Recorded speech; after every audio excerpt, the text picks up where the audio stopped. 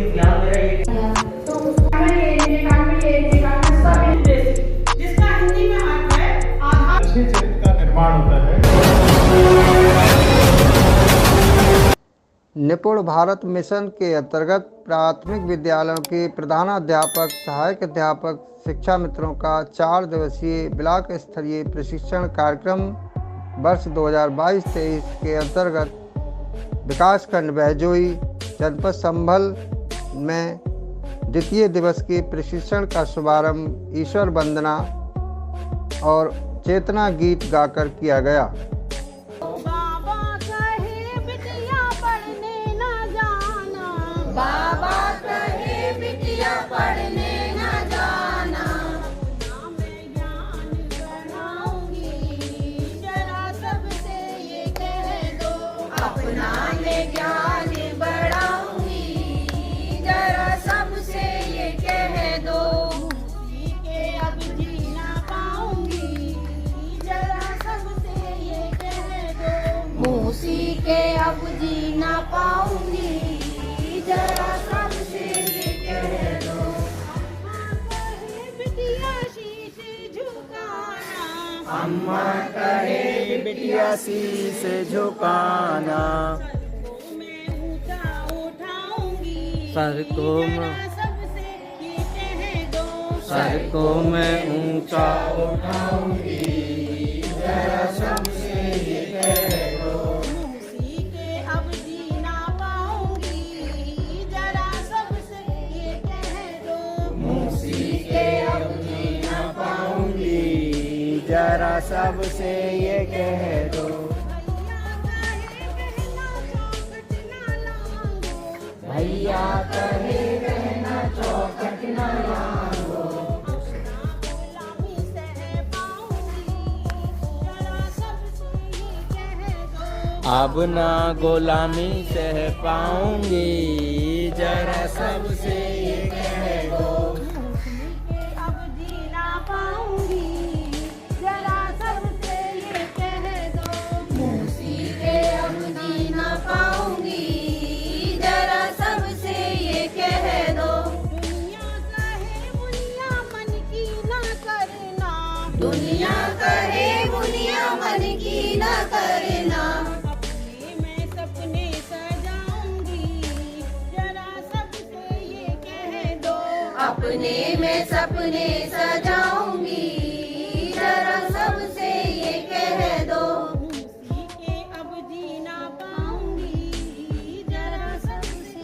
ये कह दो, मूसी के अब जीना पाऊंगी, जरा सबसे ये कह दो,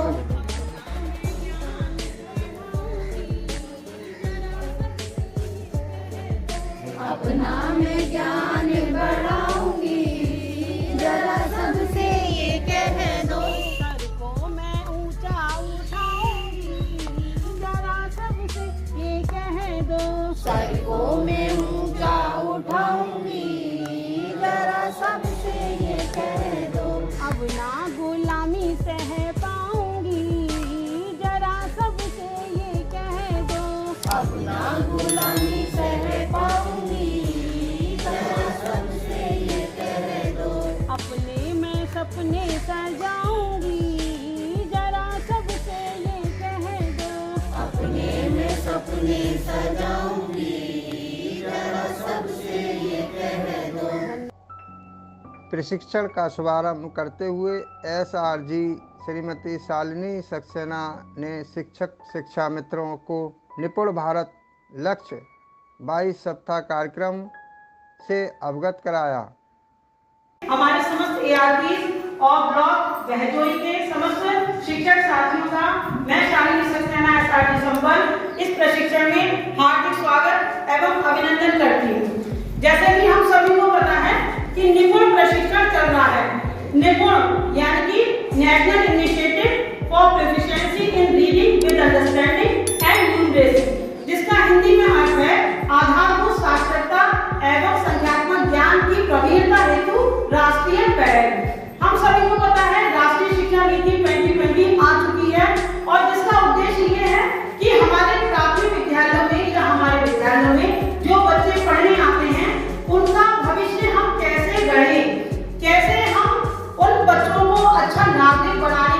सफल हो।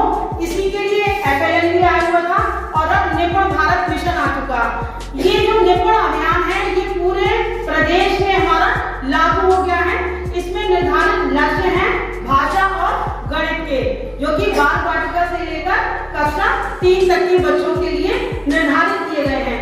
अब हम बात करते हैं कि ये जो निपुण अभियान शुरू हुआ है पूरे भारत में इन लक्ष्यों को प्राप्त करने के लिए सन दिया गया है वो 2026 और 27, लेकिन हमारे उत्तर प्रदेश में इन लक्ष्यों को प्राप्त करने के लिए 2025-26 निर्धारित की गई है।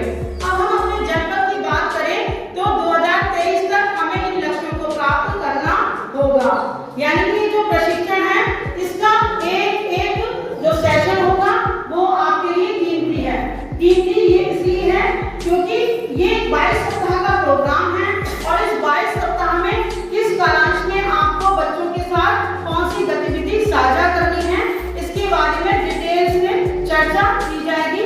आपको एक निर्धारित प्रारूप मिला हुआ है PDF PPT के माध्यम से, वीडियोस के माध्यम से, जो कि हमारी ARP टीम आपको इन 4 दिवस में पूरा साझा कर देगी। जब भी कोई प्रशिक्षण होता है तो उसके 3 घटक होते हैं। पहला घटक होता है कि आखिर ये प्रशिक्षण है क्या है ये प्रशिक्षण? निपुण भारत मिशन, ठीक है ना। हमें आधारभूत साक्षरता और संख्यात्मक ज्ञान की प्रवीणता हेतु ये राष्ट्रीय पहल है। दूसरा कि हम इन 4 दिवस के प्रशिक्षण में क्या करने वाले हैं। तो हम क्या करने वाले हैं?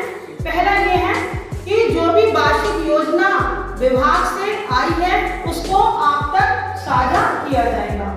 दूसरा ये है कि 22 सप्ताह का जो कार्य योजना है उसको किस प्रकार से हम अपने विद्यालयों में क्रियान्वित करेंगे उसके बारे में आपको पॉइंट टू पॉइंट बताया जाएगा।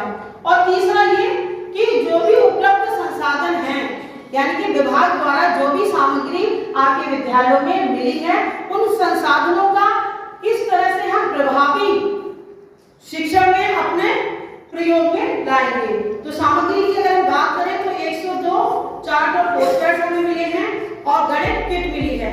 यानी कि हमारा जो निपुण भारत अभियान है, निपुण लक्ष्य प्राप्त करना है हमें भाषा और गणित के। हमें कुल मिलाकर भाषा और गणित के लक्ष्यों पर अपना फोकस करना है। किस तरह करना है? ये 22 सप्ताह का प्रोग्राम है। इस सप्ताह जो है नवा सप्ताह शुरू हो चुका है। अब कुछ साथियों के मन में ये जिज्ञासा होगी कि हम तो प्रशिक्षण अब लेने आए हैं, अब 8 सप्ताह बीत गए तो हम 9वें सप्ताह में कैसे एकदम डायरेक्ट मान लीजिए ABCD हमने सीखा नहीं और हमको नाउन प्रोनाउन बच्चों को बताना है। हमें जब भी अपने विद्यालय में जाएंगे तो आपने देखा है ये मैं जो बता रही हूँ कि 22 सप्ताह का प्रोग्राम चलेगा। यानी कि हमें 31 मार्च तक अपने 22 सप्ताह के कार्यक्रम को अपने विद्यालयों में क्रियान्वित करना है, ठीक है। और किसी की कोई समस्या हो तो सबके पास मेरा नंबर है, आप व्यक्तिगत मेरे को कॉल करके भी इस बारे में पूछ सकते हैं। अब बात करते हैं भाषा में जो 22 सप्ताह का कार्यक्रम चलेगा कक्षा 1 से 3 तक, उसमें 9वें और 18वें सप्ताह में एक शाब्दिक आकलन किया जाएगा। इस बात को आप ध्यान रखिएगा, शाब्दिक आकलन किया जाएगा 9वें और 18वें सप्ताह में। वहीं दूसरी ओर गणित की बात करें तो गणित में हमें 11वें और 22वें सप्ताह में शाब्दिक आकलन करना है। इसमें ट्रैकर बताए गए हैं कि वार्षिक ट्रैकर, साप्ताहिक ट्रैकर और बच्चों किस तरह से अपनी कार्य पुस्तिका में अपना आकलन करेंगे। सारी चीजें आपको इन 4 दिवस के प्रशिक्षण में मिलेगी। इसमें शिक्षण योजनाओं के बारे में बात की गई है। जैसे मैं बात करूं कक्षा 1 में अगर हम भाषा की बात करें तो 52 शिक्षण योजना हमें शिक्षक संदर्शिका के रूप में मिलेगी। आपको जैसे अभी तो सॉफ्ट कॉपी में मिल रहा है, आपने देखा होगा 9वें सप्ताह की PDF आ चुकी है आपके व्हाट्सएप ग्रुप पे। ये सारा मटेरियल आपको हार्ड कॉपी में विभाग द्वारा मिलेगा। आपको सिर्फ ये करना है कि जो भी शिक्षक संदर्शिकाएं आपको मिलेगी उनको आप एक बार गहनता के साथ अध्ययन कर लें। फिर आपको किसी से भी पूछने की आवश्यकता नहीं पड़ेगी कि हमें अपने विद्यालय के कक्षा 1 के बच्चों के साथ कौन सी गतिविधि कौन से कालांश में संचालित करनी है। 3 कालांश भाषा के होंगे, वहीं दूसरी ओर 3 कालांश गणित के होंगे। पहले कालांश में रिकॉर्डिंग का कार्य चलेगा और तीसरे जो कालांश होगा उसमें पठन का कार्य चलेगा। यहाँ पर जो हमारी आपने देखा होगा कि चतुर्खंडीय मॉड्यूल है हमारा, जैसे सुमोपली सुनना, बोलना, पढ़ना, लिखना, ठीक है। अब जब मौखिक भाषा की हम बात करें तो यहाँ हम बात करना चाहेंगे कि लेखन इन तीनों के साथ चलेगा। मान लीजिए पहले कालांश में मौखिक गतिविधियों का आयोजन किया जा रहा है, चित्र चार्ट पर आप चर्चा कर रहे हैं, तो आप कोशिश कीजिए बच्चों से उन चित्रों को बनवाएं या उनके नाम भी आप बच्चों से लिखवा सकते हैं, ठीक है ना। तो जो भी गतिविधि होगी उसमें लेखन प्रक्रिया साथ साथ चलने वाली है। अब ये तो निपुण की बात हो गई, अब मैं ये डिटेल में हमारे याद में बताएंगे। और प्रशिक्षण को रोचक बनाते हुए ARP श्रीमती पुष्पा रानी द्वारा प्रतिभागियों को कानाफूसी गतिविधि के माध्यम से प्रशिक्षण को बेहतर एवं रोचक बनाया। सब एक दूसरे के काम में तो कुछ आप कहेंगे किसी को लीकेज नहीं होनी है। आपने क्या कहा? श्रीमती पुष्पा रानी द्वारा कानाफूसी गतिविधि कराने जा रही हैं। कानाफूसी गतिविधि का नाम है कानाफूसी। कहने का मतलब है जब जेठानी और दौरानी की हम बुराई करते हैं तो लेना बहना को पता होती है और किसी को पता नहीं होता। सही बात है। तो यहाँ पर कोई चीज लागू करनी है, ठीक है ना। और फिर देखते हैं कितना मजा आता है, कितना मतलब रोमांटिक चीज होती है, ठीक। तो कक्षा 2 भाषा है ना, और हमें बाकी भी छोटा ही लेना है, ज्यादा बड़ा करेंगे तो जितना बच्चों को दिक्कत होगी, हमें नहीं, बच्चों को दिक्कत होगी, इसलिए छोटा वाक्य लेना है। गुरुजी एक पेन और वो दो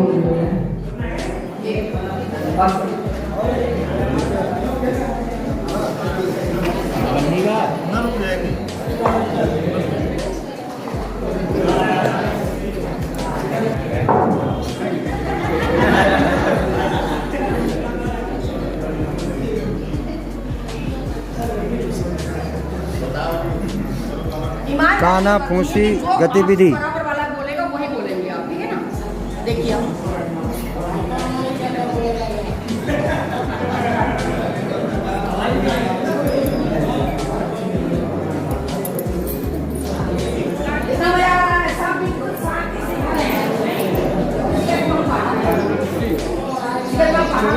दोगी ना वैसे।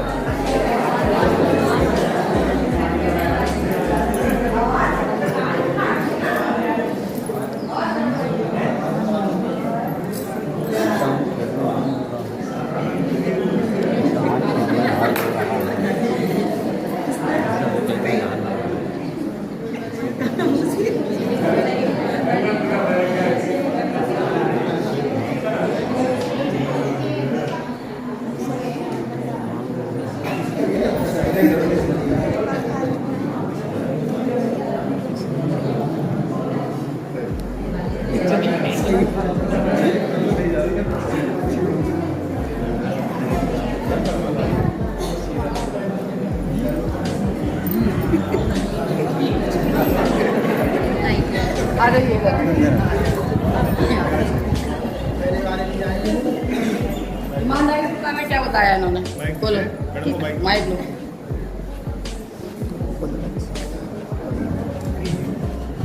हेलो, किसान खेत में धान बो रहा है। वेरी गुड, बहुत अच्छा रिजल्ट आया।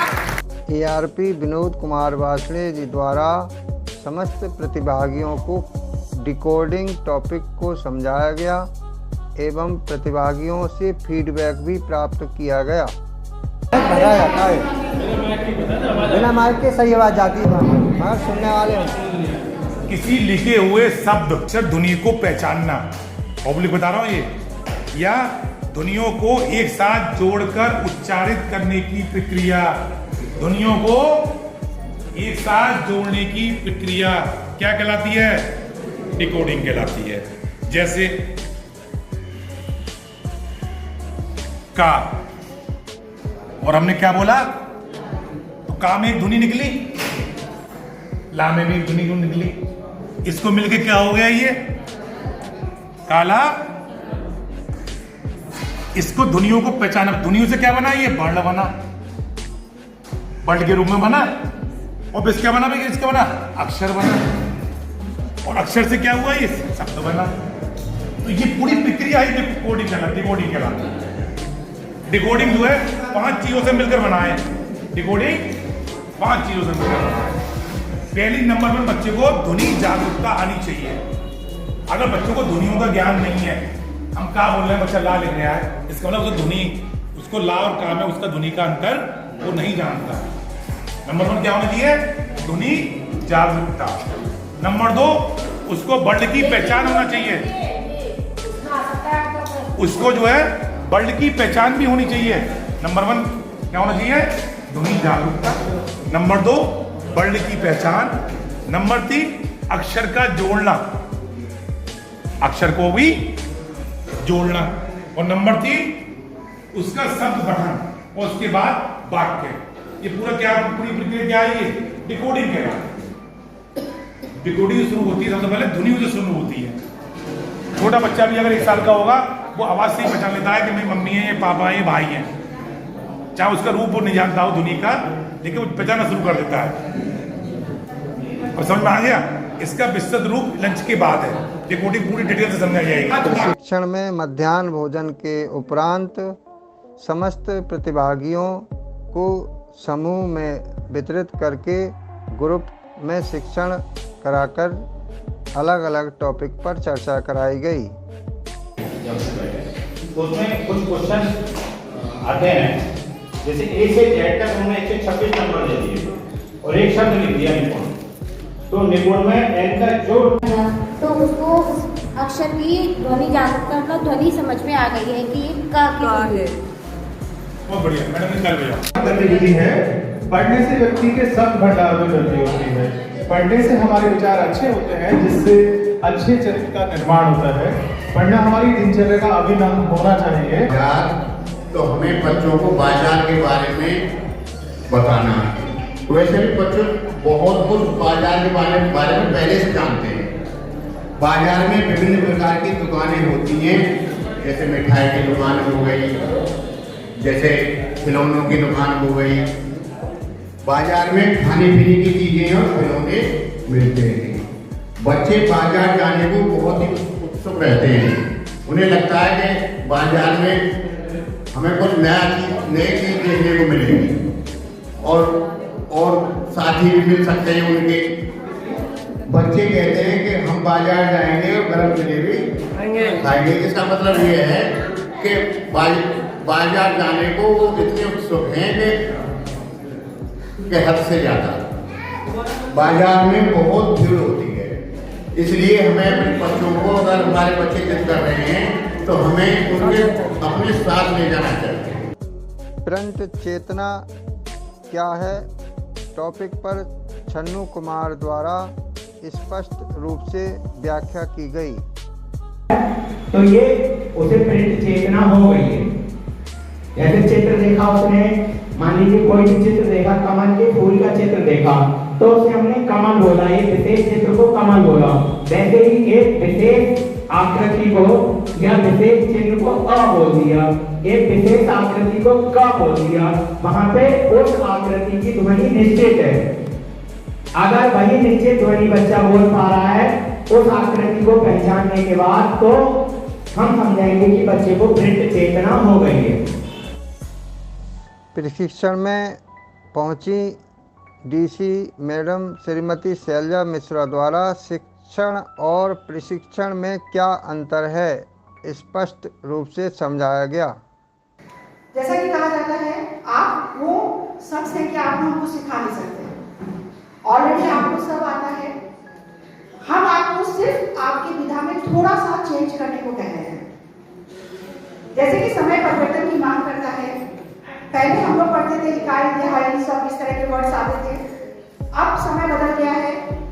इस तरीके से आप सब जब हमने प्रशिक्षण लिया था, उस समय और आज के समय में परिवर्तन आ गया, तो थोड़ा सा आपको मॉडिफाइड करने की जरूरत है।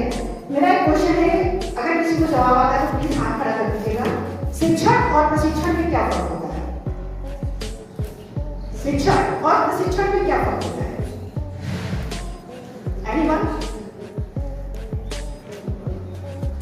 किया था, प्रशिक्षण किया है। वेरी गुड, काफी करीब पहुंच गए हैं।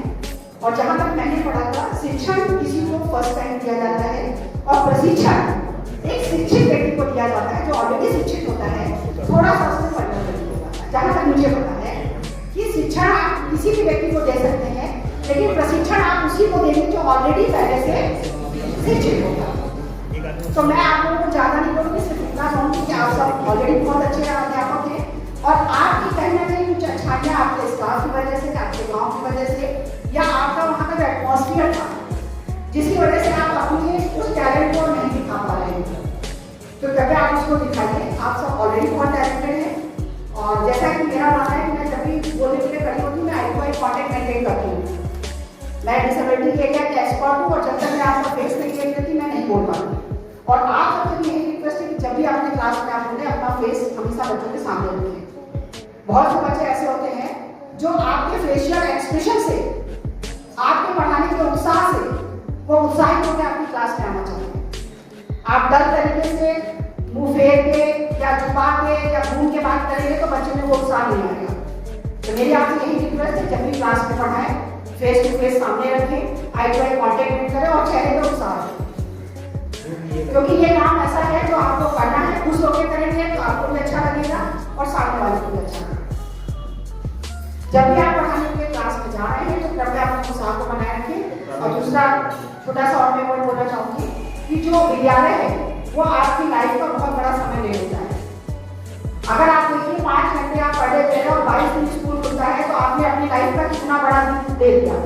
तो जितने देर के आप स्कूल में रहे, वहाँ के वातावरण को इस तरह से अनुकूल बनाए कि आपकी लाइफ का बहुत बड़ा हिस्सा आपका विद्यालय ले रहा है। अगर निराशा से बैठेंगे तो जब आप 62 साल में रिटायर होंगे तब आपको लगेगा कि अरे मेरी लाइफ के 30 साल तो इसी कैंपस में बीत गए। जहाँ पे आपकी लाइफ के 30 साल बीत रहे, कृपया उसको स्वच्छ रखिए, उत्साहजनक रखिए, जिससे आप जब स्कूल से निकले तो आपको ये तसल्ली है कि मैं अपने कार्य को पूर्ण करके निकला। और आपकी कर्मस्थली है तो उसे साफ सुथरा रखिए, उत्साहजनक रखिए और जो भी आपने आज तक अपने टीचरों से लिया है कृपया उसे लेके जाइए। अगर आपके टीचर ने आपको कुछ नहीं दिया होता तो आज आप यहाँ कुर्सी पर नहीं होते। आपके टीचर ने आपको दिया है, आप इस अगली पीढ़ी में जरूर लेके जाइए। ये शिक्षा और प्रशिक्षण सिर्फ आपको इसलिए दिया जाता है कि आपके अंदर पुनः उत्साह आ जाए।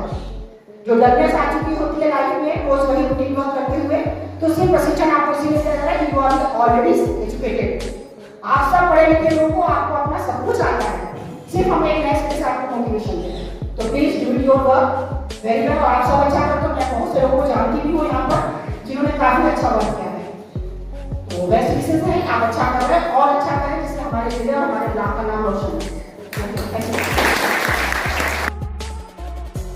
प्रशिक्षण समाप्त होने से 1 घंटा पूर्व प्रशिक्षण में पहुंचे श्रीमान जिला बेसिक शिक्षा अधिकारी महोदय जनपद संभल के द्वारा समस्त शिक्षक शिक्षा मित्रों को निपुण भारत लक्ष्य पूरा करने के टिप्स प्रदान किए गए। इसमें आने का जो सौभाग्य हुआ है मुझे काफ़ी अच्छा लग रहा है। कम से कम जो ट्रेनिंग चल रही है उसका फीडबैक हम लोग समझें और आगे देखें। सबसे पहले मैं हमारे बीच में पीओ साहब और हमारी डीसी बालिका मैडम, SRGs और जितने लोग आए हैं आज ट्रेनिंग करने के लिए सभी का हार्दिक अभिनंदन। और ऐसा एक आशीष की इस बात के लिए कि आगे आप लोग यहाँ ट्रेनिंग सीख के जा रहे हैं और उसको आगे कंटिन्यू करें। देखिए कुछ दिनों में यहाँ जनपद में जब से मेरा आना हुआ है, ये बड़ी क्रिटिकल स्थितियों में कोरोना के जो काल थे, काफी हमारे नामांकन को, बट एजुकेशन को, ट्रेनिंग को, जो पहले की जो ट्रेनिंग करके लोग गए उससे हम कंटिन्यू नहीं कर पाए, ब्रेक हो गया हमारा। लेकिन फिलहाल मेरा ये कहना है जो कल भी ट्रेनिंग चुनाव देखी और आज यहाँ देखना, बड़े उत्साह के साथ आप लोग ट्रेनिंग कर रहे हैं, ये बड़ी खास बात है। और जो भी ट्रेनिंग आप लोग कर रहे हैं मुझे थोड़ी इस ट्रेनिंग को अपने क्लासरूम में, अपने स्कूल के वातावरण में, आसपास के अपने भाईचारा जो भी आपका ग्रुप बना होगा और आसपास के स्थितियाँ बनेंगी उसमें शेयर जरूर करिएगा और उसको लागू जरूर कराइएगा। और जितना अच्छा आप काम करते हैं, ये भी इसका पार्ट भी है जैसा हमारे डीजी साहब ने भी कहा, और इसका भी पार्ट ये है कि हम किसी तरह से अच्छे टीचर को मोटिवेट करें, जो अच्छा आप लोग काम करें उसको ग्रुप में लेके आएंगे, और उसको उस ग्रुप में हमारी जिम्मेदारी रहेगी या साथियों की जिम्मेदारी रहेगी या आपकी जिम्मेदारी होगी कि इसको आगे तक लेके जाएं और बताएं कि ये जो टीचर महोदय हैं उन्होंने इतना अच्छा काम किया है, इस टेक्निक्स को यूज करें। इसके लिए आपको बुक्स भी मिली हुई है, उसका यूज करें, डेली इसको पढ़िए। जितने टेक्स्ट बुक के पीछे आपका अभ्यास लिखा हुआ है, मैं ये देखता हूँ कि अपने आप में कंप्लीट चीज है, और उसका हम अध्ययन करते हैं, उसको बच्चों को प्रैक्टिस कराते हैं, अपने आप में बहुत अच्छा रहेगा। साथ ही साथ आप लोग क्लास वर्क पर ध्यान रखिए, और उनके पेरेंट्स को बुला के जो पीडीएफ में एसएमसी की बैठक उस पर विजिट कोर्स करने की आवश्यकता है। और मैं ये कहता हूँ कि ये जो टारगेट्स दिए हुए हैं, एक समय भारत सरकार का टाइम और राज्य सरकार का टाइम, और साथ ही साथ सरकार ने ये भी कह दिया हमारे डीजी साहब ने कि जो लोग बहुत अच्छा करना चाहते हैं, 50+ वाले हैं, चाहे अपने आप को आदर्श करना चाहते हैं, वो मार्च 2023 तक भी पूरा कर सकते हैं। मुझे पूरा विश्वास है यहाँ जितने लोग भी आए हैं सब मार्च 2023 तक के टारगेट पूरा करेंगे।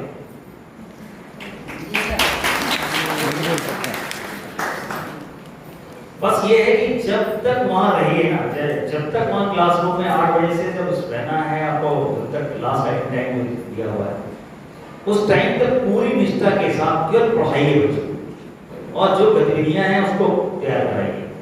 ग्रामीण क्षेत्र के बच्चे हैं, पढ़ने में थोड़ा दिक्कत महसूस करेंगे, मैं आप सभी से यही कहना चाहूँगा बच्चों को थोड़ा खेल की गतिविधियाँ हैं, और भी आपकी बहुत सारी चीज़ आप ऐसा करते हैं, बच्चे ठहराव काफ़ी अच्छा होता है, जैसे आपके ड्राइंग्स हैं, भाषण वाले कार्यक्रम हैं, और भी आपस में कॉम्पिटिशन्स होते हैं, ये सब चीज़ को उसको लागू करेंगे।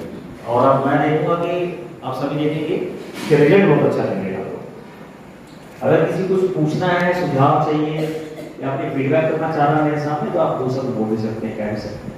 किसी कुछ कहना है कह दीजिए, बड़ा खुला वातावरण है, आपको कोई डर नहीं होना चाहिए।